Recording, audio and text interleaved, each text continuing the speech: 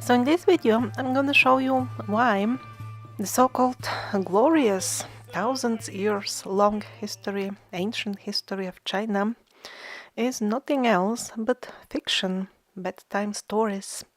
As you read those bedtime stories, you will be left with the impression that they are based on some sort of old chronicles. What kind of chronicles? The oldest chronicles, at least amongst those that we have actual access to, are barely 200 or 300 years old.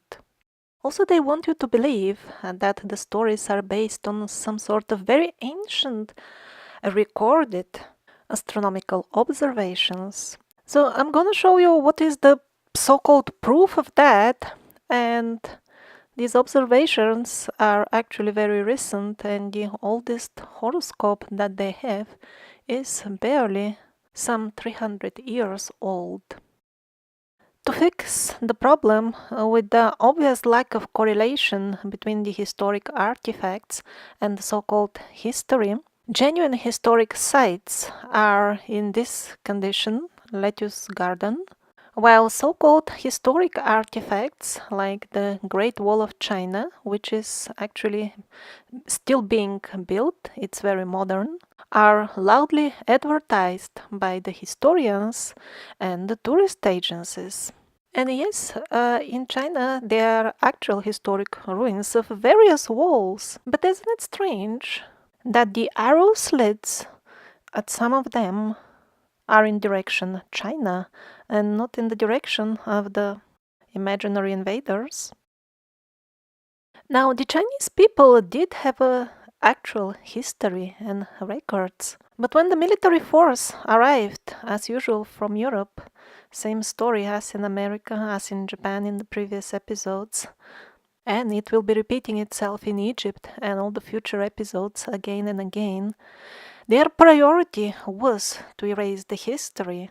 So what they used in China was to drug the local population, literally to the point that they forgot who they are. That's how the traditional history was substituted with the mainstream fairy tales, and that's why historic sites like this with high-tech tool marks are ignored, and maybe that's why they found the modern artifact in a so-called very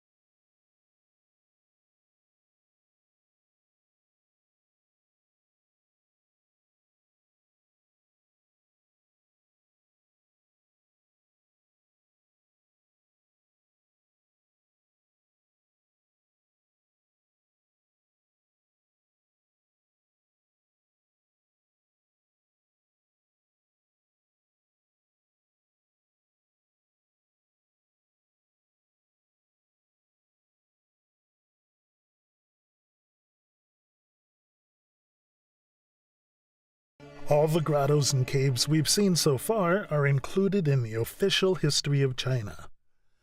The historians find some place for them.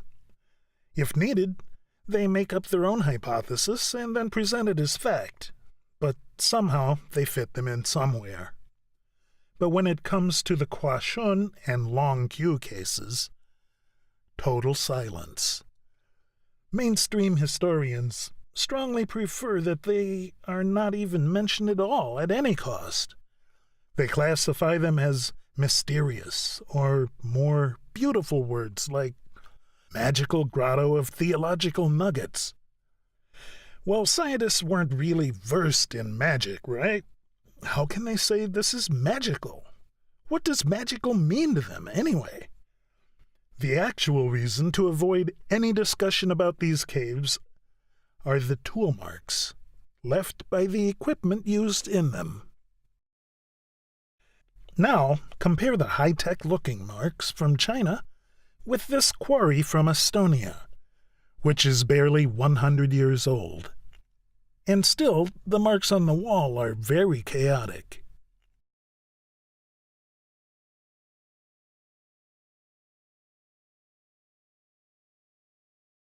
And now, compare the historic Chinese tool mark with the latest modern equipment tool mark.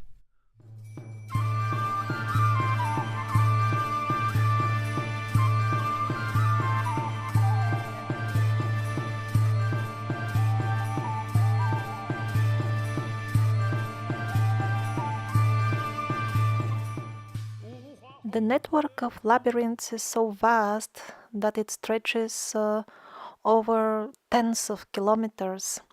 Practically an entire mountain is made hollow.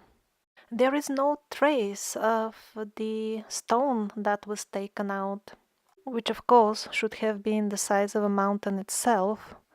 Was it taken off-site, or was it spread around by one of the great floods? It seems the Chinese had a good record of their own history before the fairy tales were forced with military power and drugs upon them by the European colonialists. There are plenty of references to advanced technology in the traditional Chinese chronicles. They had metal flying dragons that were transporting beings throughout the universe, not just Earth.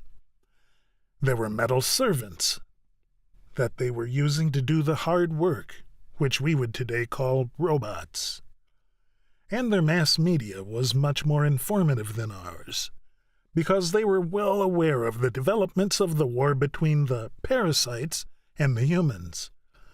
For example, they reported in their chronicles that at one point, some of the non-earthly beings involved in this conflict closed off contact between Earth people and their allies, the godly beings of the universe. It really appears that compared to the Chinese people of the past, we are in an informational blackout these days. According to the chronicles, even the first emperor of China himself was a non-earthly being, and this is supposedly the burial pyramid of his son. Although both the father and the son didn't exist according to modern scholars, they assure us that they got buried.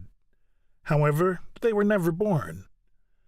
Wikipedia even says that this is the only pyramid in China, which is extremely strange given the fact that China is the home of hundreds of pyramids, some of them very, very large. They aren't open for research, but they leave the impression that they are made mostly of earth. But there are stone pyramids as well.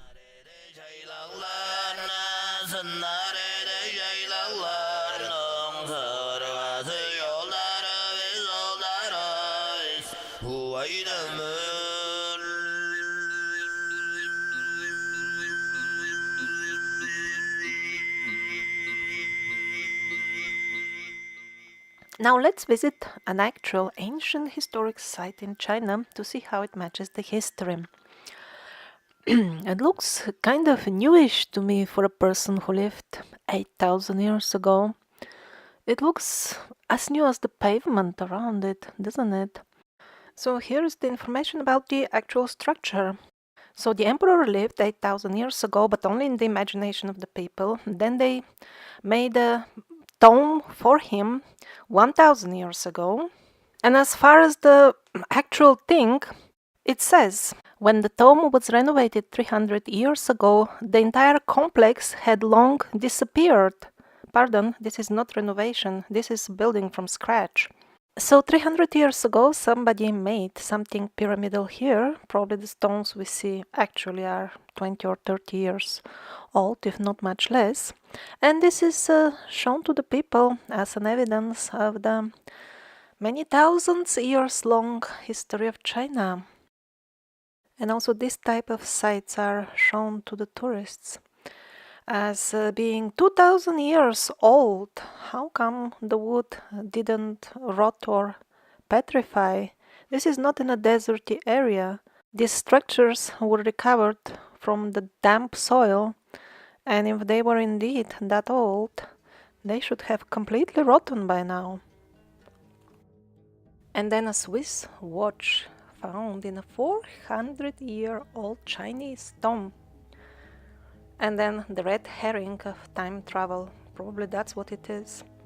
Not that finding out the truth about time travel is less important than finding out the truth of our origin, but when we are sent to the wrong address to look for the wrong thing, we won't find out the truth, neither about time travel nor the dating of the actual tomb.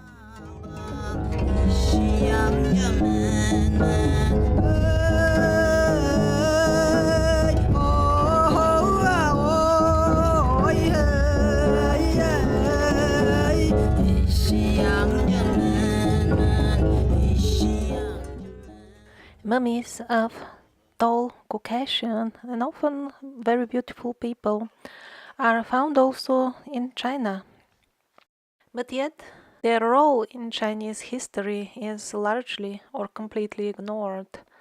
And the reason for that doesn't seem to be that currently the Asian race resides there, even in places like Australia, New Zealand, Egypt, South America, where actual Caucasian people live even nowadays. Still, such mummies are found and they are always excluded from history. So it seems to be a centrally managed thing. And by the way, in the modern countries where people of this type, tall and white, still live, the project aiming at replacing this type of population with other people are still carried out under the flag of fighting racial discrimination. All kinds of rules and laws are enacted, and if you read them carefully and see them in action, you will always notice that they create that discrimination. They start with talk about equality and end up with rules which favor only one certain group.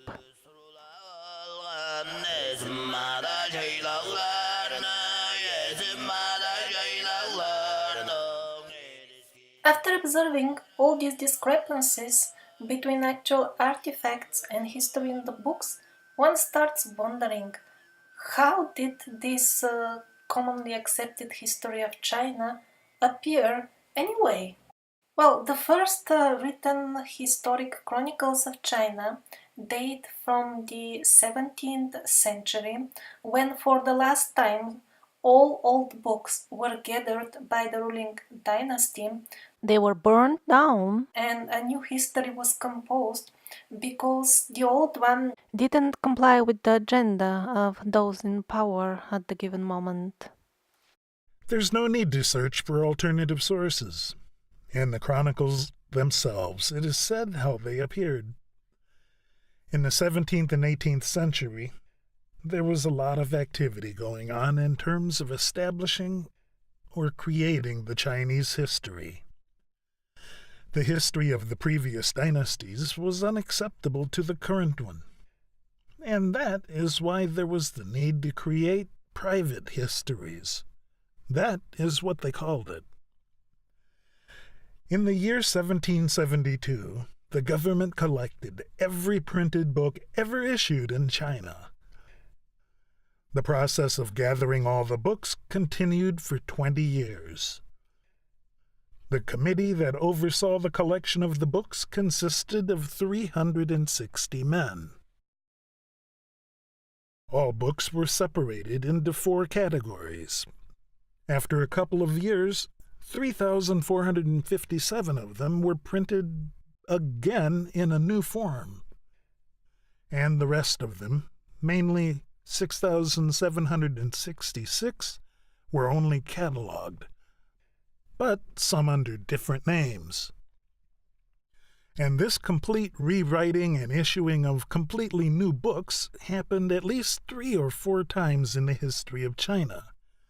We don't know exactly how many times, because there were no records from one rewrite to another. And each time there was a language reform, which made it very difficult for the people to understand the older hieroglyphs. The hieroglyphic writing of China is one consisting of symbols, and as people were forced into language reforms, they not only lost part of their history, which could no longer be recovered from the old chronicles, even if they wished to, but most importantly, they were losing connection with the paradigm of the advanced old civilizations which laid the bedrock of their culture. So what is the aftermath of these language reforms and writing of private histories? Anybody who has tried to read the chronicles that are available unanimously agrees that this is the most chaotic and unsystematic historical record that they can imagine. So these murky waters of the history of China gave scope to the modern history fabricators to run their imagination wild. And they did so without any pang of conscience whatsoever.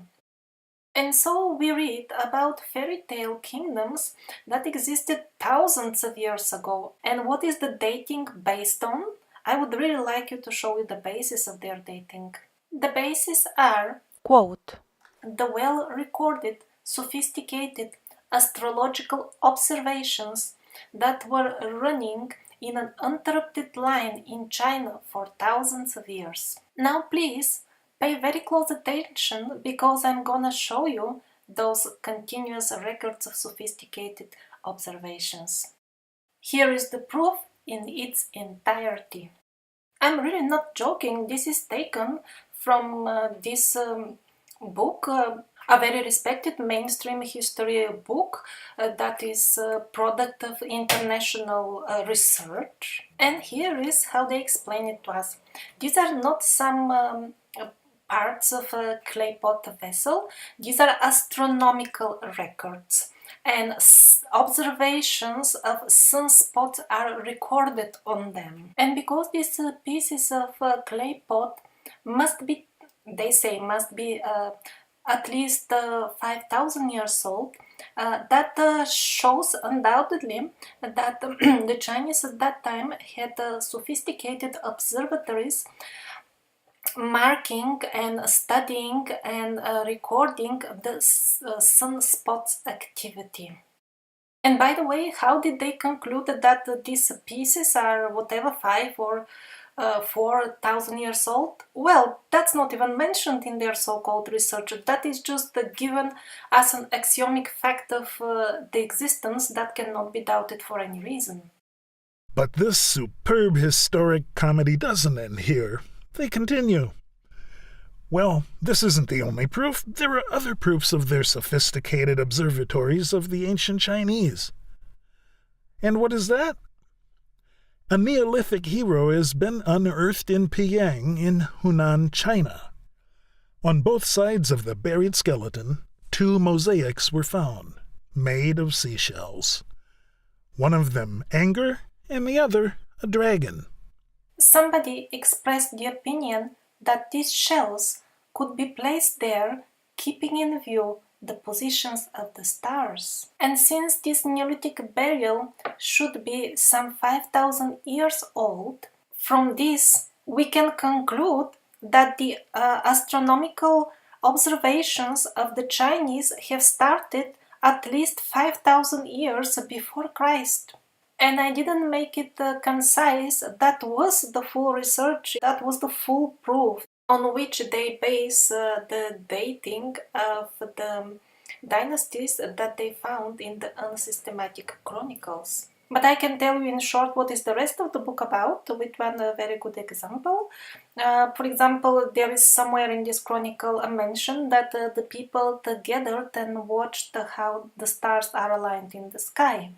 And that means that they watched the special alignment apparently that happens every 5 or 6 thousand years, and it occurred exactly 5,000 years ago, and they watched exactly that. How did they guess it? There is no mention in where were the planets, in what alignment, in what degree. There is nothing. Basically, it says the people were watching the sky because there was something happening there. And on the basis of all this so-called scientific research, it has been established that these glorious Chinese kingdoms happened thousands of years ago. While in reality, we have almost no clue what was happening in China before 17th century even, what to speak of thousands of years ago. On one side, the Chinese historic records were corrupted by continuous language reforms and burning of old books. On the other hand, the general population was helped into forgetting the original advanced culture that they had some connection with by rewriting their hard disk with the help of opium. The British could not colonialize China, and that is why they had to find an alternative method to undermine their culture from inside by poisoning them. Not all drugs are poisonous and addictive, but the way opium was used in this case was absolutely negative. And although modern interpretations of the full development with the cunning introduction of opium in China by the British is always presented as some sort of economic operation for profit, please don't forget that it is the smaller players who are after money, those who only fulfill orders. Those who are on the top are not after money because they issue money, they create money, they can create as much money as they want for themselves, and they do it by simply printing more and more and giving them to friends who would do them favors in exchange.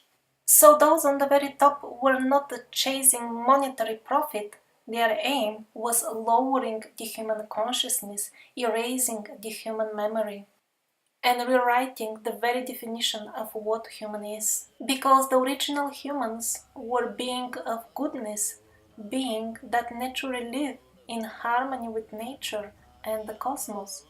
Well, that full setup of happiness and harmony did not fit well with the new paradigm that was artificially imposed upon the humans.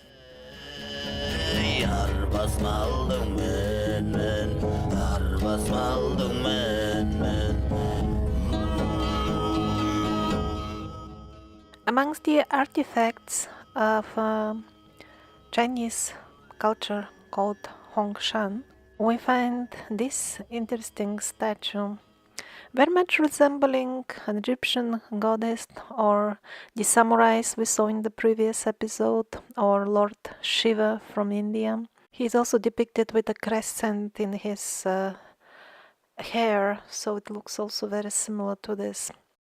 And of course the mummies and many other similarities in elements of art and culture of any sort prove that the Chinese were well connected with the world and this worldwide culture. I may call them survivors, others call them gods, deities, or even aliens. But don't be confused by the different names. At the end, it boils down to the same thing.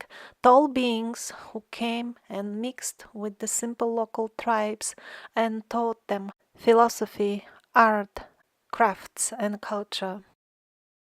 But from those relatively far away times, sadly we don't have any records from China due to the book burning and writing of so-called private histories after that. The earliest relatively reliable records that we have are from the Manchu dynasty. Now, it really seems that these Manchu people were the last wave of survivors.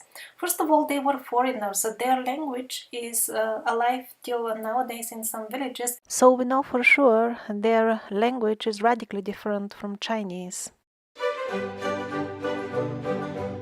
Just look at the architectural style of the Manchu people, and there will be no questions left in terms of their origin. No, this is not a mistake. These are ruins in China, not in Europe. And by the way, there is linguistic evidence that originally the very name of the dynasty Manchu originated from Mogul. And those are the same Moguls that were the last wave of survivors in India. And currently they are on purpose confused with the Mongols. The people of nowadays Mongolia were certainly part of this worldwide culture, and certainly its influence was stronger, as we said, in East and Central Asia, where Mongolia is located. But to put an equation mark between the modern Mongolians and the Moguls or Moguls mentioned in the older texts is a mistake. For example, in the Chinese chronicles that we are talking about, this is the description of the Moguls. Very tall white people with blonde hairs and blue eyes. And that's how all other contemporary writers describe them. So how do the mainstream historians read these chronicles? Exactly like the devil reads the Bible. Aha, so here it says Mongolians lived in China. Correct, yes. Mongolia is close to China, so there was some mixture, yes. And they don't even tell you that it is not Mongolians but Moguls. And as far as the description of the outer appearance of these Moguls, that's deleted. Just skipped, as if it is not there. The Manchus themselves claimed that they are descendants of a dynasty which ruled over the entire earth.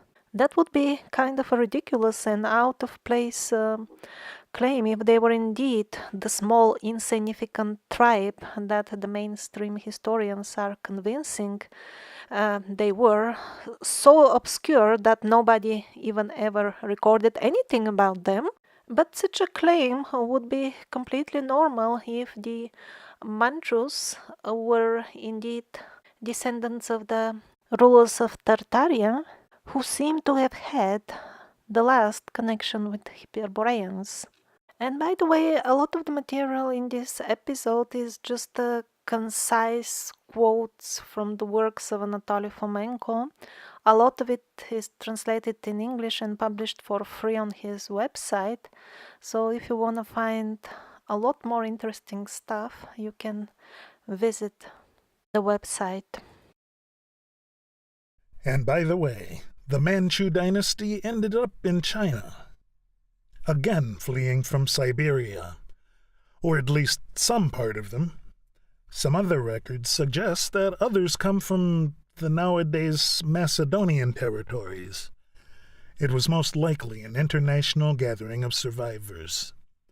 Part of them went to Japan and founded the samurai dynasties.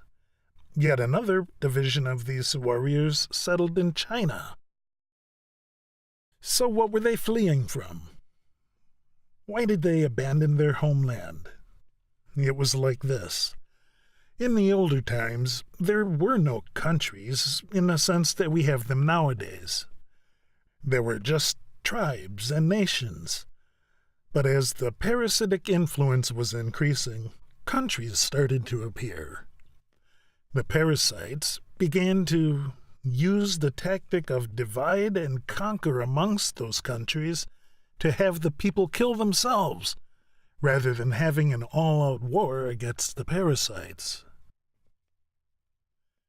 When the survivors also found themselves already in such a situation, They also had to make some sort of a country, and that was Tartaria, which was immediately broken into pieces, and then these pieces were defeated separately. The last standing one, or at least one of the last standing, was in Siberia.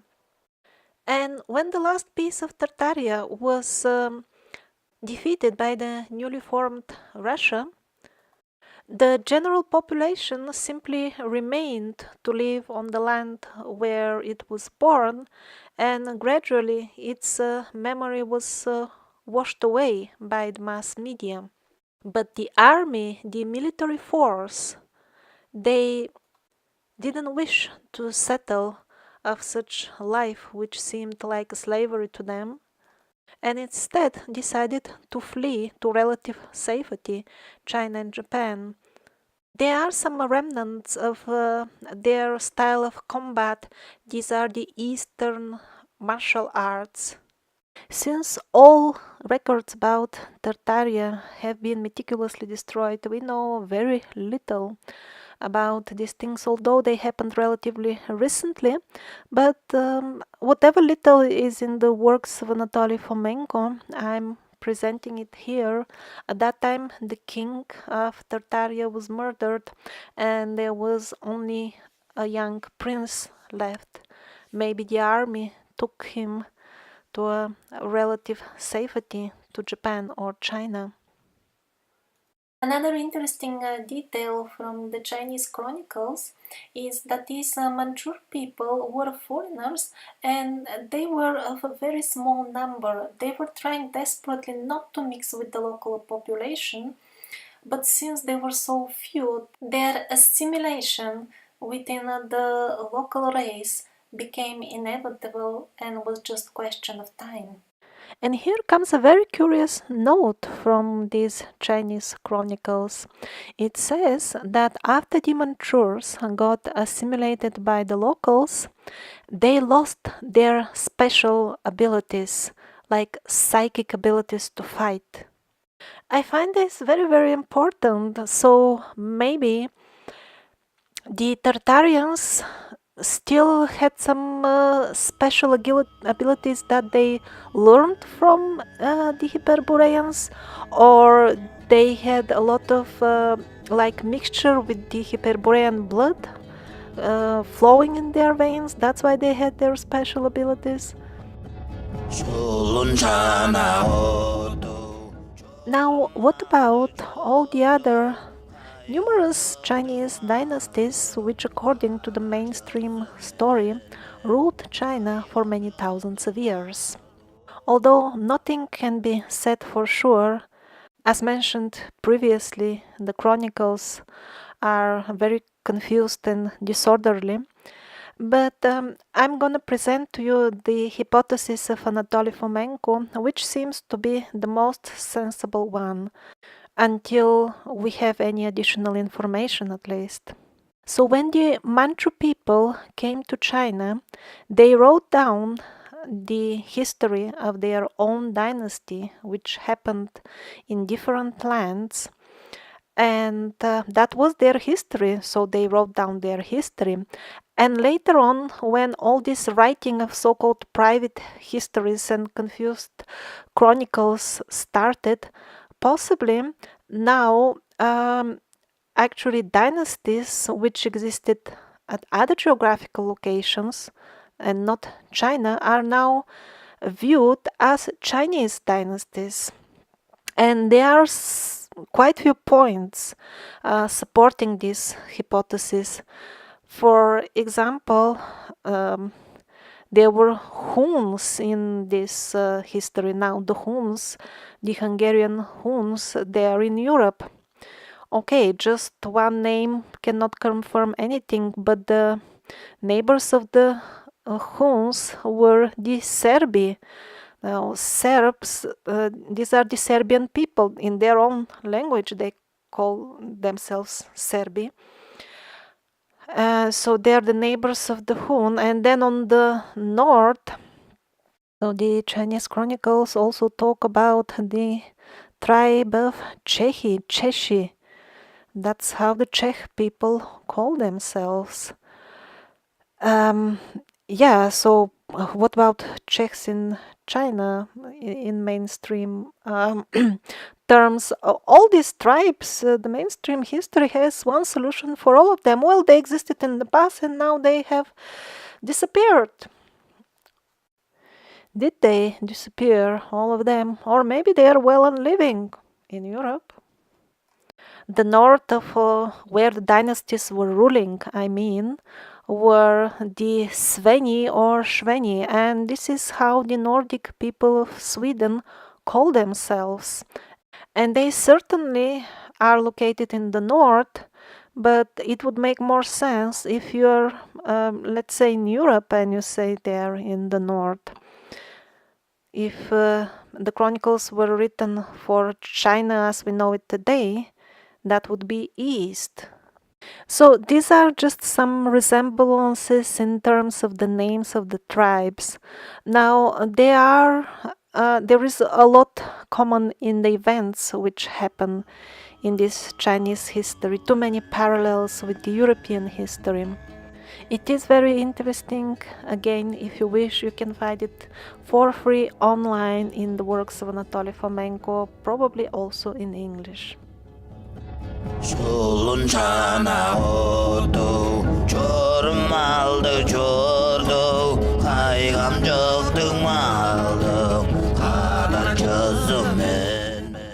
But it's not good to study history only from books. Let's go there, on the spot. At last, I would like to present you an interesting blog that I found of a real person who decided to visit the town of Gunyi in China because the biggest burial complex is located there, and it supposedly belonged to an emperor called Zhen Zuan. These are a few old photos of this location.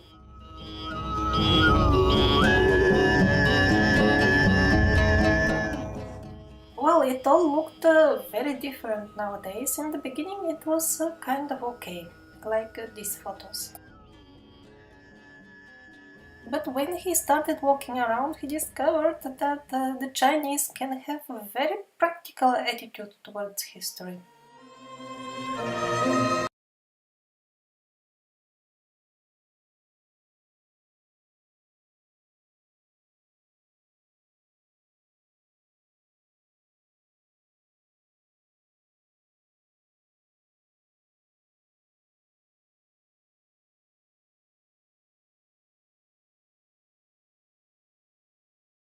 Even the very shrine of the emperor, or maybe this belongs to the queen or some nobility, something like that, but it is a supposedly ancient shrine, even that can have very practical applications.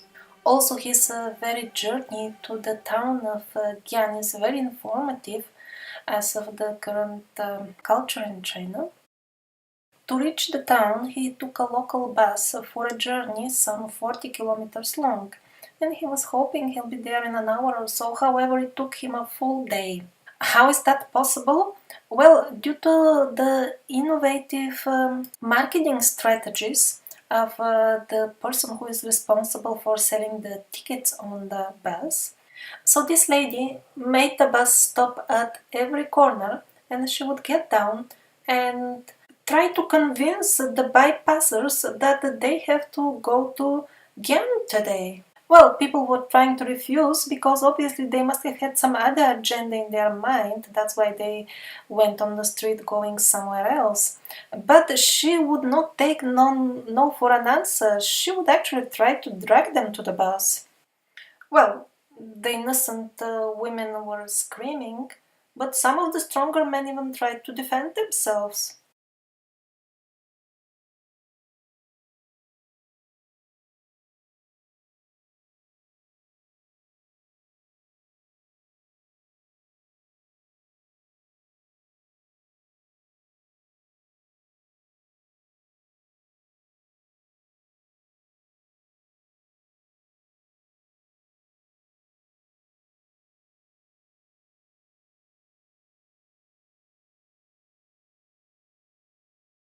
To me, it really looks like something cast out of beton. And probably that's what it is exactly, as we are gonna see in the next episode, I believe.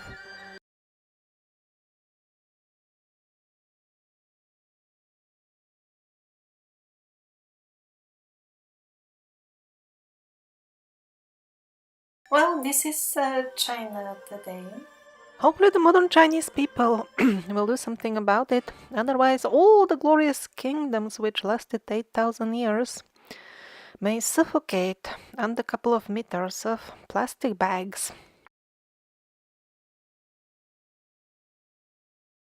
There are roughly 3 to 4 times more pyramids in China, at least visible ones, than in Egypt. And in addition, they are in a much, much better condition of preservation than the Egyptian ones. And yet, not many are aware of this. What to speak of finding out more details about them? And that's next to impossible. Even on the spot, people have tried over there in China. And usually, if you try, for example, to take photographs from nearby, very quickly some Chinese will emerge from somewhere and make it clear that you can't do that. Actually, the Chinese even admitted that they have pyramids when people started flying on airplanes, and too many photographs of them emerged. Before that, China denied having any pyramids. We don't have any pyramids.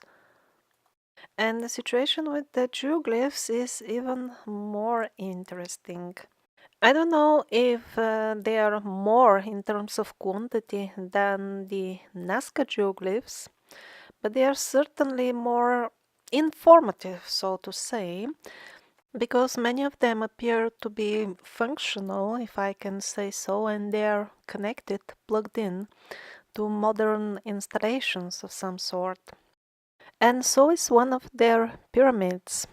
At least one. So there was somebody who made very interesting documentaries about this, and yeah, recently his channel doesn't exist anymore. His website also doesn't exist, and blogs, everything has simply vanished.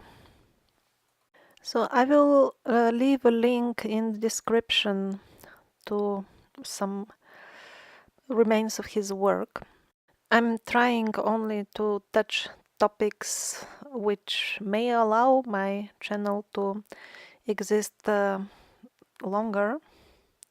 Lately, the measures taken against people who speak the truth are getting tighter and tighter.